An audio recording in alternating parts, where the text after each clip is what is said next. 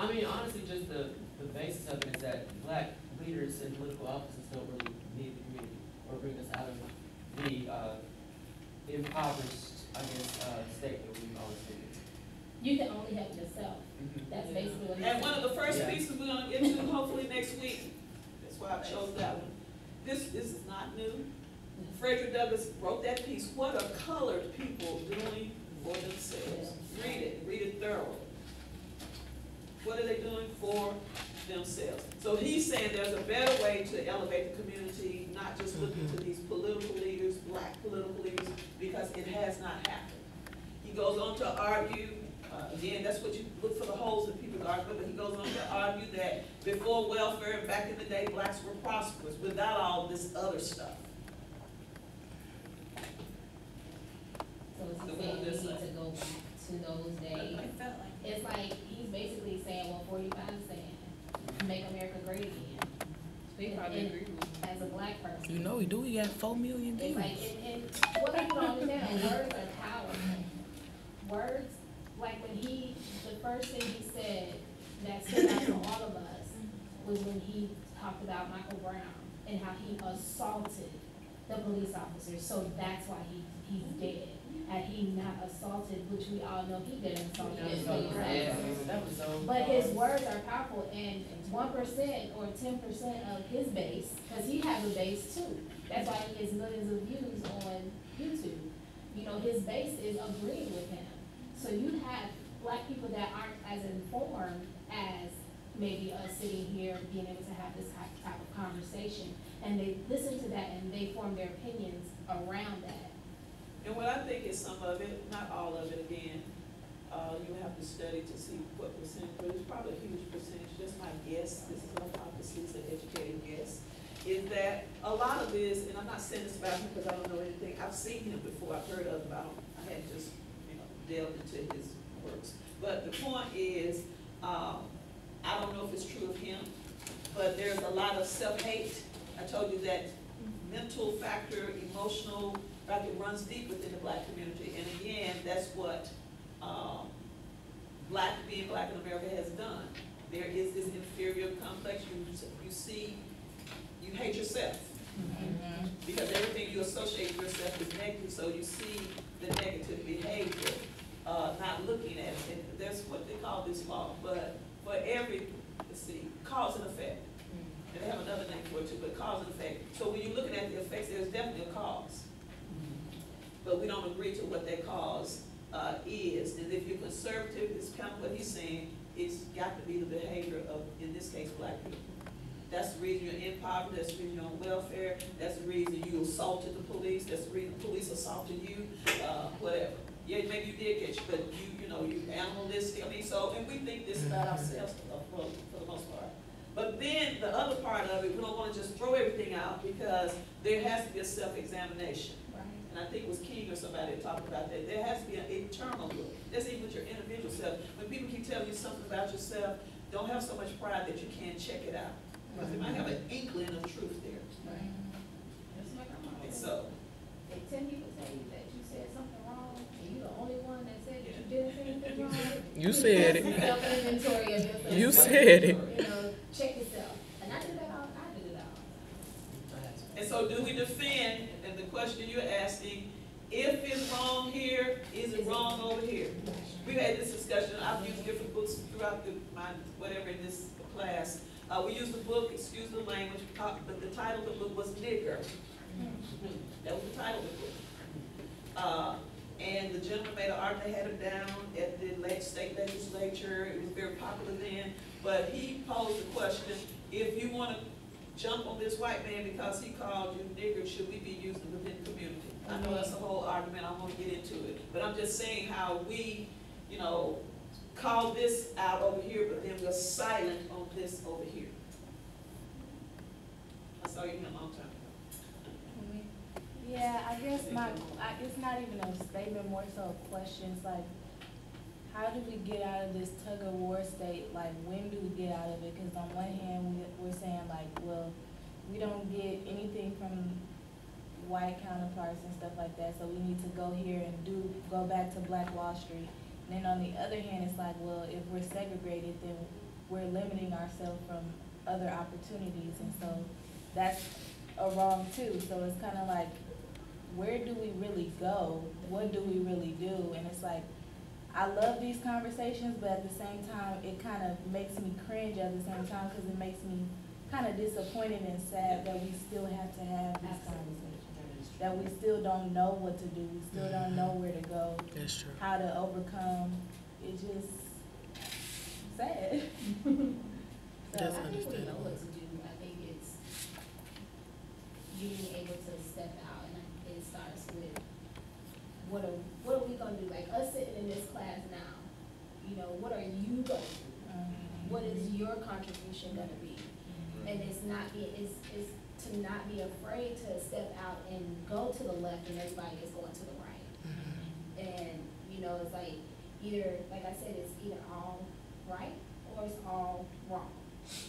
You know, we as Black people, I love my in-between. I like being able to go to Green Hills and go shopping, but I also like being able to go to the corner store and get a honey bun and a grape soda. You know, I like that I can do those things. I don't want to just be limited. And I think we have so many people, and it was like, I think you were saying, the older generation has to get out of the way. Oh no, I was saying like if the older generation get off Section 8, maybe our generation will get a turn. Oh, no. And that's the thing, we have to stop thinking, oh, I can just get on Section 8. I can just get on welfare. Yeah. Like my sister, she told my niece she graduated from college a couple years ago. My sister said, go ahead, go get you a job, but go down here to Metropolitan, which is our equalization to like The housing. and housing, right? Go down to Metropolitan so you can get an apartment, so your rent can only be $123 a month. To me, in that psyche is, okay. It's training her to get I'm stuck. Exactly. She's training her because that's what my mom did to her. You know, I lived with my grandmother, and my grandmother taught me something different. But it's one of those things where, okay, it has to start where you're at. With your mindset. But it also is I feel like we as Black people, sometimes we don't read because, see me, I'm kind of like you. I feel like I want my money to work for me for the rest of my life. Like, right. I don't want to see like generational gaps, like with, especially like coming from me to my kids, from my mom. So this might be news to y'all too, but I feel like as Black people, we don't read. So I want to go to law school. So my cousin, who is a lawyer, she just told me, like, read everything you can get your hands on. So I've been reading a lot of publications. I've been reading a lot of everything. So I so happened to stumble over something, and I read that there's a thing for African Americans that's to be homeowners, just like it's something to be. It's like being on Section 8, but it's like to own your home. If you got a minimum of a 500 credit score, you can become a homeowner. All you have to do is go through like this different stuff with the government. Although it's a process, it's still something that at the end of the day is gonna be your home. Like, it's gonna be yours. So that was just one thing, one of many ways that I found like, okay, you could be a homeowner. You can go to Black-owned banks. It's several Black-owned banks in the world. You can go to those people to get loans to start businesses. So, but you just answered the question, is what basically what she was saying. It's stuff to do. We still talk about the group thing, but there's also the individual thing. And those two kind of always bump heads within the Black community. But it takes a lot to, and it's going to start with you, with the individual, because again, if you listen to some of these arguments, there are some elements of truth. You just pointed out some in here. So how do we deal with that behavior? I know from dealing with people personally, how you try to elevate people, but until it's broken up here, it's not going to happen. That's something that has to be done. And I do blame white America for that. At the same time, we have to take responsibility. You know it, so what are you going to do to break it? So you all are doing it by sitting in this classroom. I always tell my class, there's an England truth. There's a lot of readings out there. I brought that one here to shock my first first session of class. I forgot who wrote the piece that said, if you want to hide something from blacks, put it in a book. Mm-hmm. And I tell my students, I say, it's up to you. It's up to you to make these people lie, because that's what they think about you. Yeah. Are you gonna prove them correct, or are you gonna make them a liar? So. All you gotta do is put it in the book. You kinda saw that in Black here. people ain't never gonna pick up a book. We have to have these discussions, not heat, but we have to have light, enlightenment, so that we can be enlightened and take it from there. But trying to work with people, and I know it's hard to break something, that's the reason we need to start with the little kids, and instill in them, because once you grow up in something, it takes much more to shed that. It can be done, but it's hard work, and it's gonna take hard work and determination on an individual level. And then the group comes in to help. But sometimes, you know, we always blame the black middle class. Again, there's an element of truth there. Some people have left, they don't want to come back, they don't want to be associated with anything look like where they came from. But some, when they come back, they are bitten by the people that they're trying to hurt, to help.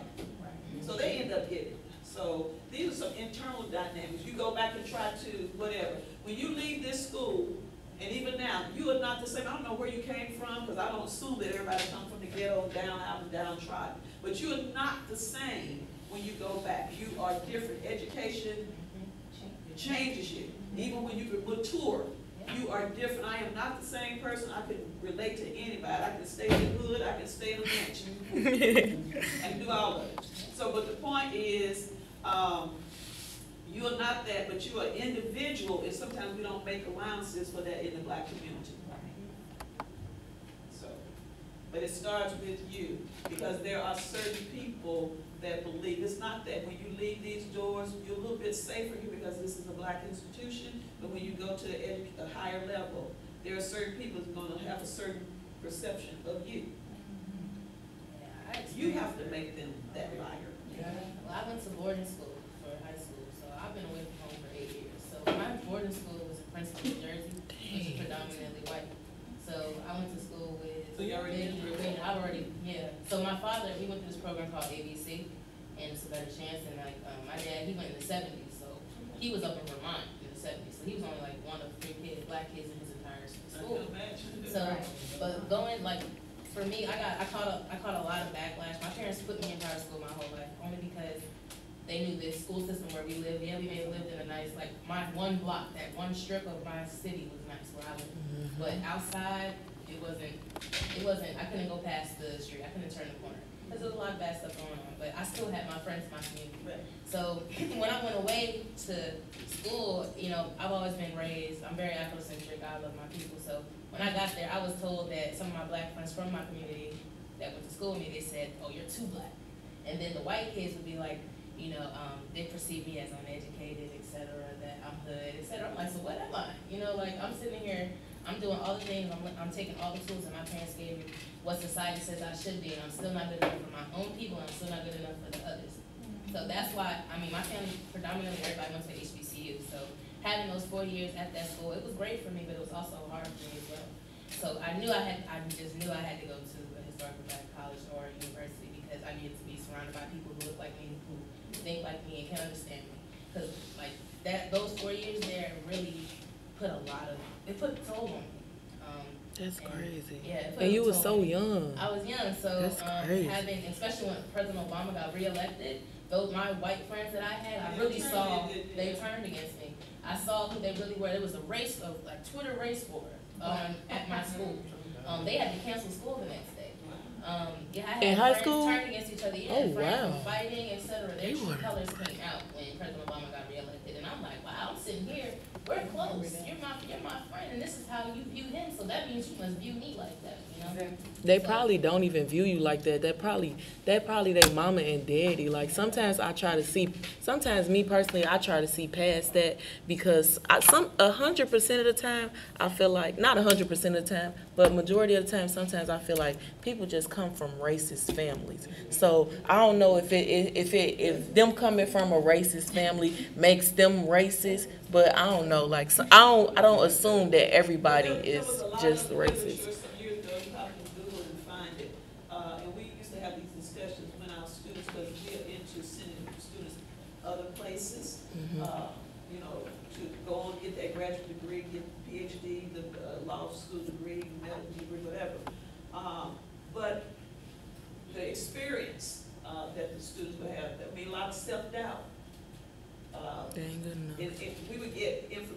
I mean, there was a whole period where it was real prevalent, but students would even, I've even talked to students, I mean, I'm talking about the cream of the crop.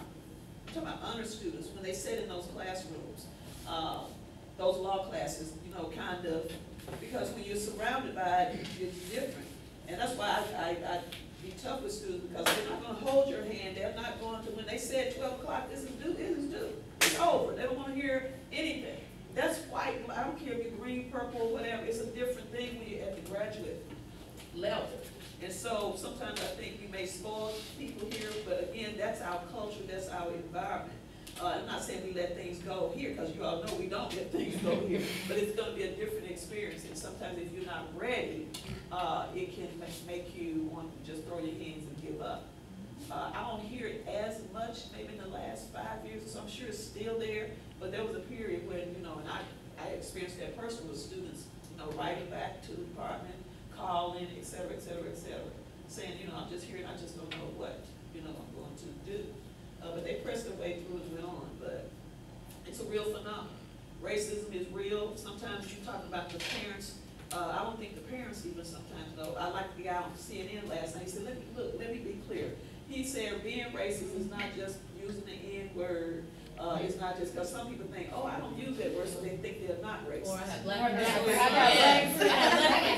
So it runs so deep until I don't think people know that that's what it is. And you can't help. The great Frederick Douglass said that the institution of slavery, it messed up everybody. Yeah. So it runs so deep, and sometimes they think it's this, but really it's something else. So it calls again for self-evaluation. Is this what it is?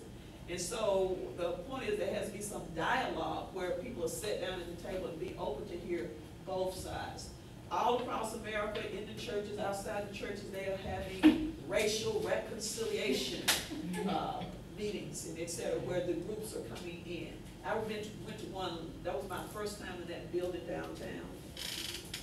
But they had the Native American community there, they had all, just wasn't just black and whites, and they apologized to each other and what they thought about each other. I mean, it was fruitful, but sometimes it doesn't go past that room. Right. So this was a wonderful meeting, but are we gonna take this home, you know, and back to the school, back to the church, or back to the community, and do something about it?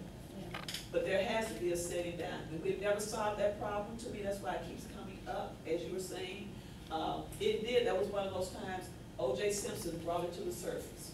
Barack Obama brought it to the surface.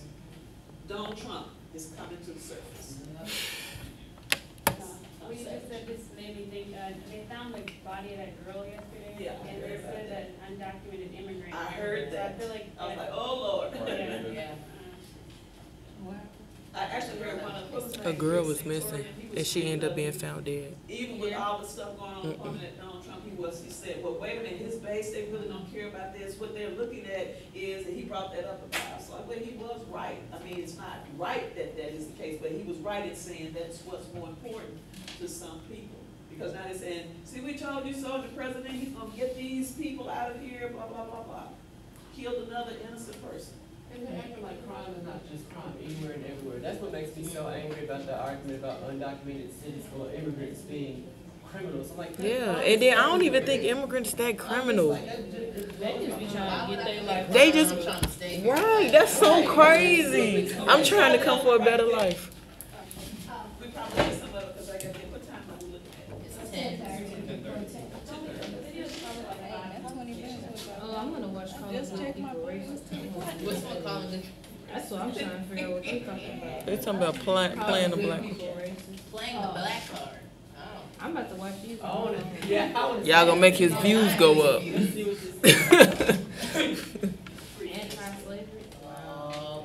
This is the great. One of the most explain. misunderstood clauses in the United States Constitution is found in Article 1, Section 2.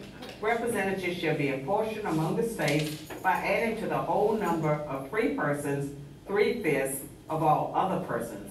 Known as the 3/5 compromise, it raises an obvious question.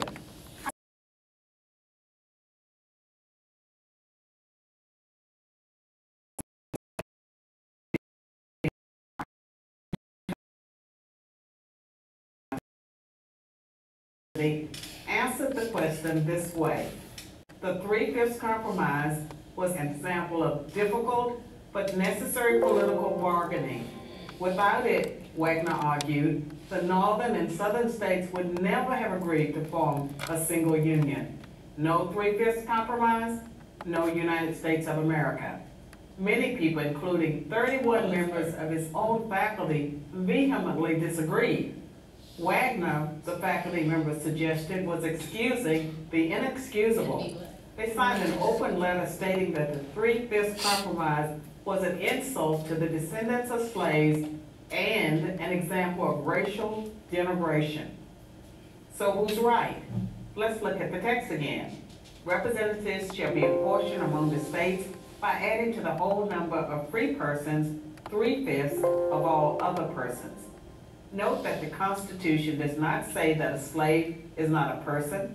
It explicitly says that they are persons. And it also does not say that a slave is 3/5 of a person, as many today mistakenly believe. The 3/5 description had nothing to do with the human worth of an individual slave, but everything to do with how many representatives each state would have in the U.S. Congress. What? For that purpose, states could only claim 3/5 of their slave population. The 3/5 compromise was devised by those who opposed slavery, not by those who were for slavery. Or to put it another way, it wasn't the racists of the South who wanted to count slave populations less than white populations. It was the abolitionists of the North. The framers of the Constitution were deeply divided on the issue of slavery. The free states of the North wanted to abolish it. The slave states of the South wanted to expand it. You might say that the southern slave states wanted to have it both ways. They wanted to count their slaves for the purpose of representation, but they didn't want to give any representation to their slaves. Why did this matter? Let's look at the numbers.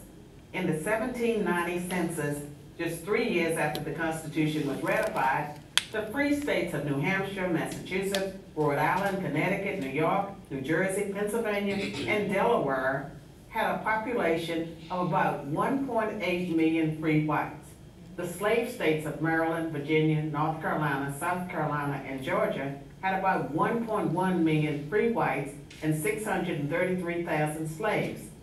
Add those two numbers and you get nearly equal populations between the North and the South. By the time of the Civil War, the slave population had grown to 4 million. Imagine how much more powerful slave states would have been without the 3/5 compromise. If 100% of the slave population had been counted, slavery may very well have lasted into the 20th century. Why, you might ask, didn't the North simply insist that the South not count slaves at all? Because the slave states would never have agreed to join the Union. They would have formed their own country, and we would have had two nations, one free and one slave, living side by side in conflict from the very start. The 3/5 compromise was the solution to the most difficult challenge the framers faced: how to create a single country out of people so divided on a fundamental issue. As discordant as the compromise sounds to modern ears, without it there would have been no United States. Following his defense of the compromise, Emory President James Wagner issued an apology to his outraged critic, asking for forgiveness for his clumsiness and insensitivity. As it turns out, Wagner had nothing to apologize for. The 3/5 compromise didn't deny the humanity of blacks, it affirmed it. I'm Carol Swain for Prager University. Thanks for watching. To keep our videos free, click here. Yeah, she ran for mayor. Okay, the reason I said whether you agree with the argument or not, that's what lawyers do. You look for play of words, you're gonna make your case, you have to learn how to do those kinds of things. Argue both sides. You're gonna say, pay attention, because it is an argument. Whether you like it or not, it's an argument.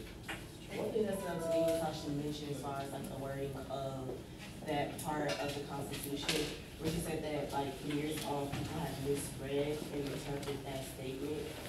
I'm just kind of confused as to how she feels like it's not dehumanizing slaves. Like you're not counting. What did she argue? Tell me what she said. She was saying that they humanize them rather than dehumanize them, because if they're counted as property, then me saying, oh, but they'll have some representation, then they're human. Yeah. But that's the thing, it was like, 'cause even like PragerU said this in his speech, he was like, the previous compromise kind of said, it's like, they know that they're human, but at the same time, these slaves are not voting, they're just saying, it's like, well, a welfare, because in order to like, have slaves, you need wealth, and have slaves, you need more representation than that, based on your wealth. So it's like,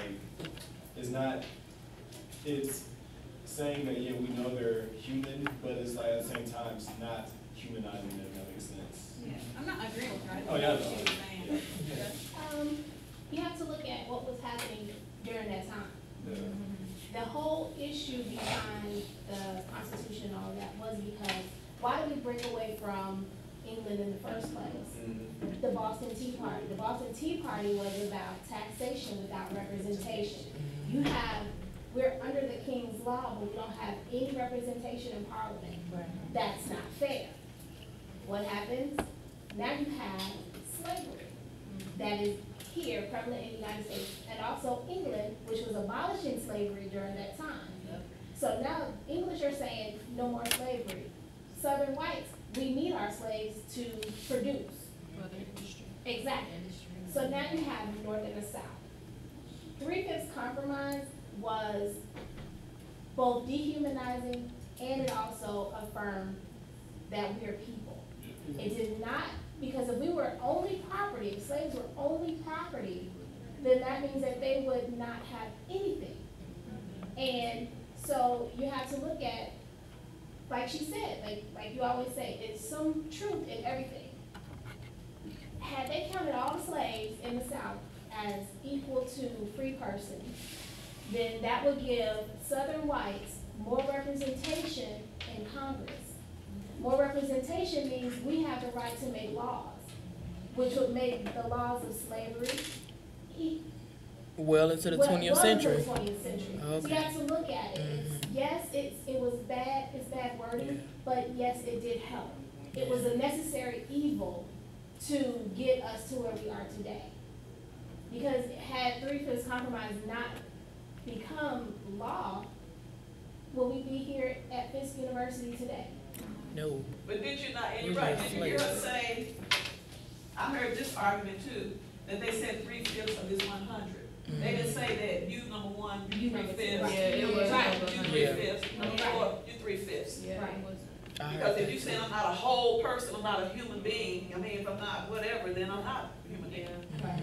Maybe I'm half animal, I don't know. Come on now. But that's, she made that But she made argument. that argument. The 3/5 of this, these are 100, I just used 100 to be simplified, but these 100 people, we're not gonna count all of them. Right. We're gonna count 3/5 of them, whatever that totals out to be. Right. And then, but she's saying, they're not saying slave number one, you 3/5, slave number two, you 3/5, slave number three. You have to start thinking like that, I'm coming from the legal standpoint It's now. about population, and we do the same thing now. Yeah, Because we how do. does California have so many representatives? Because we count the people. They got a lot Rhode of Island has, Crazy. it's like you, when you're looking at when the vote happened, how the electoral college is. That's the representation that the states have. If you have more people in your state, you're gonna have more representation. We have that same constitution today. Yep. And that's why in the House, it is based upon population to this day. Yeah. That's why, you're right, California at the top. That's why when you have these presidential elections, everybody's running to California. That's kind of conceded to the Democrats. It's a Democratic state. So if you are a Republican, you gotta figure out how to get these, is it 56 or 54, whatever it is. 54. I gotta figure out how, because I already know Right.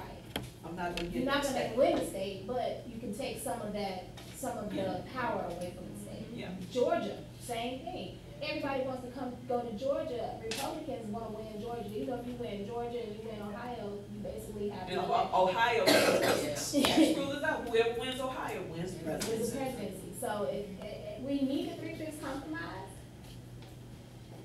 Yet, but you have to look at what was happening, why it happened. You have to look at the demographics, you have to look at what was happening, like the backdrop, like you say, you have to look at politics that was going on back then. All right, questions, comments? Why I'm y'all not so gonna- quiet? No, this was a good conversation. It was a real good Bring conversation. it outside. About, I mean, in theory, I can hear what you're saying about it's affirming or whatever, but I don't see it that way because all they wanted, I don't think that, I just feel like the only reason they were counting them, of course, was just to use them. It was. So I don't understand how that's affirming a person did. I just don't. But I'm getting into the technicality from the legal perspective, because this is what lawyers do. It did say 3/5 of all other persons. If you're saying, you just said that they are persons. Yeah. That's the only argument I'm making. I'm not saying right or wrong. I'm just saying where you're coming from. But again, you have to be open to hear, because when you go to the courtroom, you can't be huffing and puffing, because some of this stuff, even when you read cases, that's how I learned all this. When you read these cases and how these judges read, that's when you look at the reason, because they're not gonna just say, yes, I voted for this, and no. They're gonna explain why. You have to follow the logic of what they are arguing. So it's a good argument, whether you think it's right, or that's how they can get people off. Yeah. And then I feel If you like find a hole, take it. Because it's all it is in courtroom. Just because just because you're not guilty, it doesn't mean you're innocent. It means that they just prove their case. I feel like that's how she took that whole by putting that person right there Right. and then chopping it Cutting up it in into half, 3/5. That was her whole. She really gave people a visual, because I don't think people have actually visually thought about it. They just like 3/5 of a person. All right, y'all. Have a nice trip. Yeah.